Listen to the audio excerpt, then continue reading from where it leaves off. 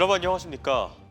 늦더위가 기승을 부리면서 대전과 세종, 충남 전역에 다시 폭염특보가 내려졌습니다. 사상 처음으로 9월 한때 폭염경보까지 발효되기도 했는데요. 내일 비가 내린 뒤 불볕더위는 잠시 주춤하겠지만 추석 연휴 내내 낮 기온이 30도를 웃돌면서 더울 전망입니다. 김성국 기자입니다. 한낮 수은주가 36도 안팎까지 오르며 우리 지역에서 연일 최고 기온을 기록 중인 공주시 유구. 오전인데도 고추를 재배하는 시설하우스 안은 그야말로 찜통입니다. 오전 한때 소나기가 내려 습도까지 높아지면서 시설하우스 안에 10분만 있어도 땀이 이렇게 비 오듯이 쏟아집니다. 늦더위가 기승을 부리는 탓에 수확 작업도 더뎌지고 고추 생육에도 문제가 생겼습니다. 날이 너무 뜨거워서 이 진물름 현상이라고 해서 이렇게 막 익어가지고 지금 한 40%는 지금 다 버리는 거예요. 가을 농번기와 추석 대목을 맞아 농약과 비료 등 각종 자재 준비에 분주한 농협 직원들은 유례없는 늦더위에 더욱 힘에 부칩니다. 추석 명절을 대비해서 배송이나 이런 게 많아서 그걸 대비해서 그 박스를 많이 주문해서 이번에 받아놨고요. 날씨가 아직까지 덥고 그래갖고 작업하는데 많은 어려움이. 대전과 세종, 충남 전역에 폭염주의보가 내려진 가운데 사상 처음으로 9월 한때 폭염경보가 발효되기도 했습니다. 길어지는 폭염 탓에 냉방기 사용이 늘면서 대전에서는 이달 들어 이례적으로 실외기가 불에 타 주민 5명이 구조되고 30명이 대피하는 등 실외기 화재도 잇따르고 있습니다.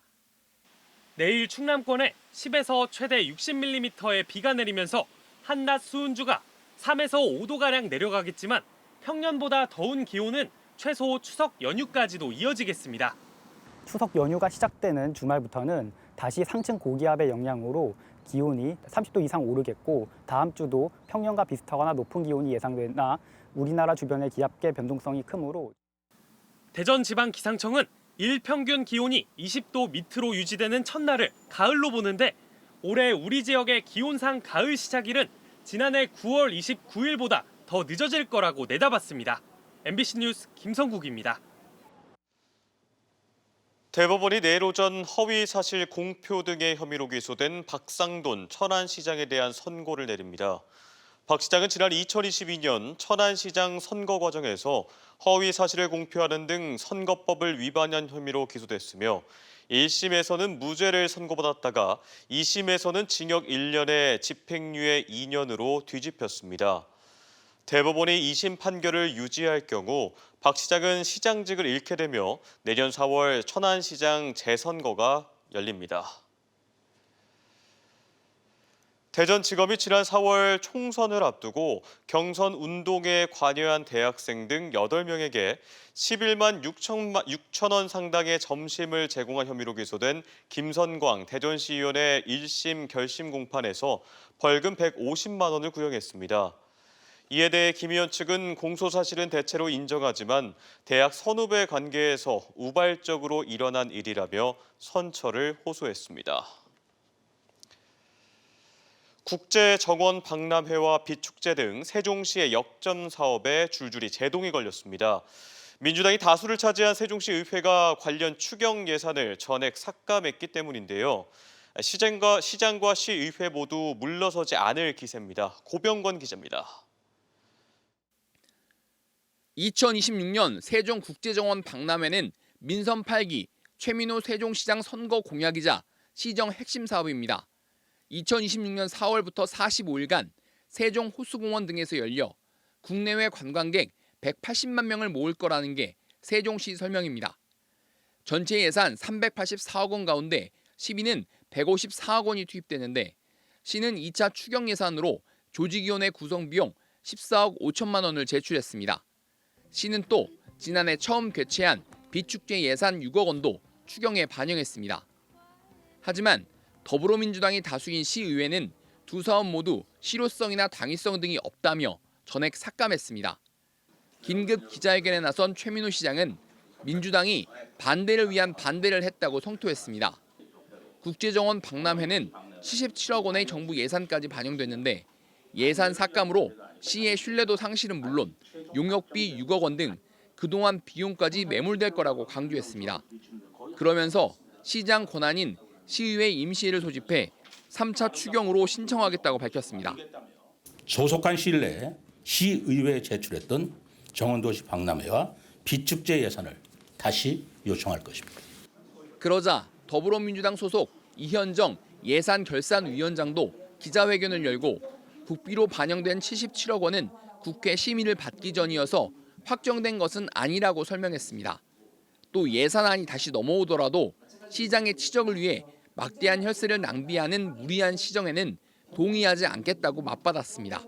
시급하고 중대한 다른 시민의 진짜 생활을 위해서 쓰이는 예산이 중요한지 거기에 대한 경중을 가리다 보니 이렇게 나왔고요. 다시 올려도 비슷한 결과가 나오지 않을까라는 생각도 들고요. 3차 추경 제출 시기는 이르면 다음 달로 예상됩니다. 강대강으로 부딪히고 있는 세종시와 시의회의 갈등은 3차 추경을 전후로 최고조에 달할 것으로 전망됩니다. MBC 뉴스 고병권입니다.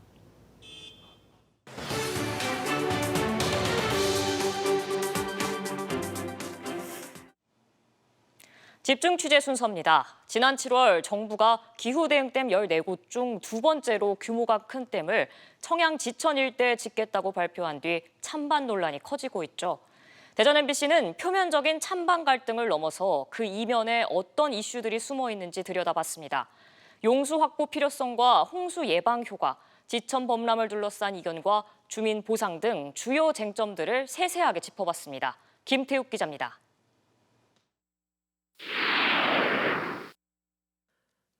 과연 누구를 위한 물그릇 확보냐가 지천댐 건설의 첫 쟁점입니다. 환경부는 주민 설명회를 열고 청양군이 보령댐과 대청댐에서 생활공업용수의 60%를 의존하고 있다며 다목적 댐을 지어 5,900만 톤의 물그릇을 확보하고 연간 4천만 톤의 물을 자체 공급하겠다고 밝혔습니다. 하지만 인구 3만인 청양군의 생활공업 기반은 4천만 톤의 물을 필요로 할 만큼 규모가 크지 않습니다. 대형 산업단지가 있거나 들어설 예정인 천안, 아산, 홍성 지역의 산업용수 확보를 위해 댐을 보다 크게 짓는다는 지적이 나오는 이유입니다. 이 댐이 어디로 이 물이 어디로 가느냐? 공단에 공업용수로 가고 다른 도시에 식수로 갑니다. 지천 범람을 둘러싼 충남도와 반대 주민들의 해석 차이도 문제입니다. 충남도는 앞서 지천 자체 범람으로 피해가 반복되는 만큼 극한 호우에 대비해 댐을 지어야 한다는 입장입니다. 22년, 23년에는 지천이 범람해서 청양 부여 지역에 1,184억의 재산 피해와 인명 피해도 발생했습니다. 특히 지난해엔 200헥타르 넘는 농경지가 물에 잠긴 지천 제방 붕괴 사고가 범람 피해의 핵심이었는데 실제 제방이 무너진 곳은 청남면 대흥리 일대로 댐 후보지에서 하류 방향으로 9km 떨어져 있어 금강 본류와 더 가깝습니다. 때문에 반대 주민들은 금강 본류 방류량을 늘리면서 물이 역류해 제방이 무너졌을 뿐 이보다 상류 지역에 댐을 짓는 건 수해 예방과 관계가 없다고 주장합니다. 인양리 앞에 뚝이 터진 것은 여기 비가 많이 와서 지천물이 많아서가 아니고 대청을 열어가지고 수위조절을 열어가지고 그 물이 범람을 한 것이지.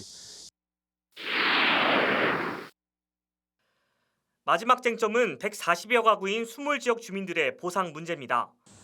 환경부는 기후대응댐 토지 보상 기준을 표준지 공시지가로 삼고 건축물은 최대 2,400만 원, 이주민은 가구당 최대 3천만 원을 지급하겠다고 밝혔습니다. 하지만 수몰지역인 청양군 중림리 일대 토지 공시가격은 1제곱미터당 최저 1,150원에서 최고 23,800원에 불과합니다. 이를 100평 기준으로 환산해도 최대 800만 원에도 미치지 못하다 보니 대지주가 아닌 이상 갈 곳 없이 내몰릴 가능성이 큰 겁니다. 300평, 500평짜리 보상을 받아가지고 얼마나 받겠어요? 예? 그걸 받아가지고 떠나라고 하니까 이 양반들이 이제 보통 걱정이 아닌 거야. 잠도 안 오고. 충남도 내에서도 가장 인구가 적고 땅값도 가장 싼 청양 일대. 정부와 충남도가 지천댐을 꼭 지어야 할 필요성이 있다고 주장하는 만큼 일방적인 희생을 강요하기보다 현실성 있는 보상과 설득이 필요해 보입니다. MBC 뉴스 김태욱입니다. 대전지법 형사항소 4부 구창모 부장판사가 지난 2020년 1월부터 이듬해 8월까지 미혼모 4명에게 100만 원에서 1,000만 원을 주고 신생아 5명을 산 뒤 유기하거나 학대한 혐의로 기소된 40대 부부의 항소심에서 각각 징역 4년과 징역 2년 등을 선고했습니다. 피고인들은 신생아 5명 중 2명은 성별과 사주가 마음에 들지 않는다는 이유로 유기하기도 했고 별다른 이유 없이 아기들을 학대한 것으로 드러났습니다. 이들의 범행은 관할구청의 출생 미신고 아동 전수조사 과정에서 덜미가 잡혔고 현재 피해 아동들은 입양되거나 복지기관에서 생활하고 있습니다. 사이드미러가 펴진 차량만 터는 절도범이 기승을 부리고 있습니다. 대전 서부경찰서는 지난 7월부터 한 달 동안 대전의 아파트 주차장을 돌며 사이드미러가 접히지 않은 채 문이 열린 차량 10여 대에서 400여만 원의 금품을 훔친 20대 남성을 구속 송치했습니다. 앞서 지난 5일 대전 둔산경찰서도 서구와 중구 지역 아파트를 돌며 사이드미러가 펴진 차량 5대에서 900여만 원을 훔친 20대를 붙잡았습니다. 대전시가 트램과는 별도로 내년 말 유성온천과 가수원동을 오가는 무궤도 차량 시스템을 국내에서 처음으로 도입합니다. 시내버스 석 대 정도의 길이의 차량이 트램과는 달리 궤도 없이 일반 도로를 주행하는 방식인데요. 국내 사례가 없는 만큼 관련 제도 정비가 필요한데 이를 위해 다양한 논의가 시작됐습니다. 김광현 기자입니다. 28년 만에 도시철도 2호선 사업을 확정하고 올해 말 착공에 나서는 대전시. 이와 함께 내년 말에는 가수원 내거리에서 유성온천 내거리를 잇는 6.2km 구간에 무궤도 차량 시스템이 시범 도입됩니다. 우리나라에는 처음 도입되는 시스템인데 시는 국회에서 세미나를 열고 이와 관련한 규제 개선과 국비 확보 필요성 등을 논의했습니다. 전문가들은 이 시스템이 일반 버스와 비교해 내부 공간이 넓고 승하차가 편리해 도시철도 수준의 수속력과 정시성을 갖췄고 트램과 비교하면 궤도가 필요 없고 이미 설치된 도로 인프라를 활용할 수 있어 40% 수준의 비용으로 신속한 사업 추진이 가능하다고 설명합니다.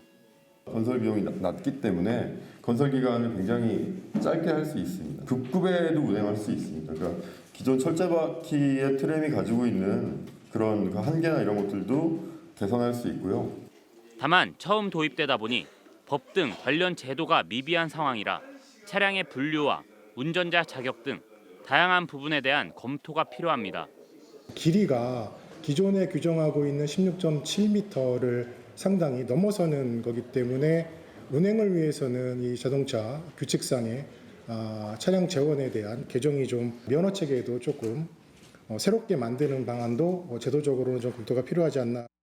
버스처럼 여객자동차 운수사업법으로 분류되면 내구 연한이 최대 11년에 불과해 교체 주기가 짧아 비용이 늘어날 수밖에 없는 만큼 어떻게 분류할지도 관건입니다. 대전시는 내년 시범 사업을 거친 후 다각적 분석을 통해 향후 확대 적용 여부를 검토할 계획입니다. 시범 운행을 해보고 그 비용과 효과를 제대로 분석한 다음에 대중교통을 혁신적으로 바꿀 수 있는 수단으로 아주 적합하다고 하면 우리가 3, 4, 5호선에도 적용할 수 있다. 국토교통부 산하 대도시권 광역교통위원회도 법령 정비를 돕고 장기 종합계획에 반영할 수 있도록 하는 등 시와 협력 체계를 이어가겠다고 밝혔습니다. MBC 뉴스 김광현입니다. 프로야구 한화이글스가 오늘 서울 송파구 롯데호텔 잠실에서 열린 2025 KBO 신인 드래프트에서 전주고 우완 투수 정우주를 지명했습니다.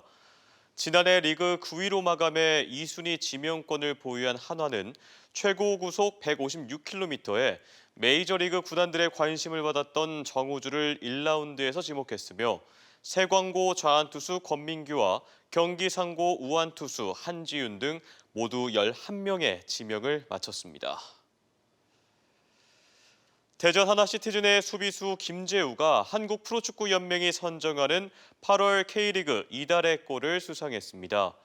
김재우는 지난달 17일 대전 월드컵 경기장에서 열린 인천과의 27라운드 경기에서 전반 35분에 약 35m 거리에서 장거리 슛을 성공시켰습니다.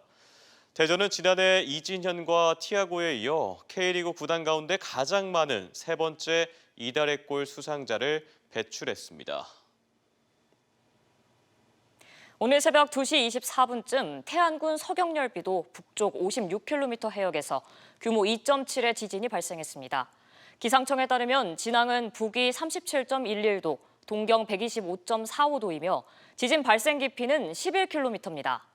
기상청은 조용한 상태나 건물 위층에 있는 소수의 사람만 느끼는 정도라며 지진 피해는 없을 것이라고 밝혔습니다. 대전지법 12형사부 김병만 부장판사가 지난 4월 대전시 탐방동에서 마약 투약 후 말다툼하던 여자친구를 살해한 혐의로 기소된 20대 남성에게 징역 22년 등을 선고했습니다. 재판부는 판결문에서 피고인이 필로폰 영향을 감경 사유로 주장하지만 과도한 투약 후 저지른 강력범죄는 강력히 처벌해야 하는 게 마땅하다고 양형 이유를 밝혔습니다. 대전시와 국민의힘 대전시당이 옛 충남도청에서 당정협의회를 열고 지역 현안 사업에 대해 논의했습니다. 대전시는 도시철도 2호선 트램과 서부권 보훈 휴양원 건설 등 10개 신규 사업의 필요성을 설명했고 대전교도소 이전과 혁신도시 공공기관 이전 등 현안 사업 4건에 대한 시당 차원의 협력을 요청했습니다. 지금까지 대전, 세종, 충남 소식이었습니다. 고맙습니다.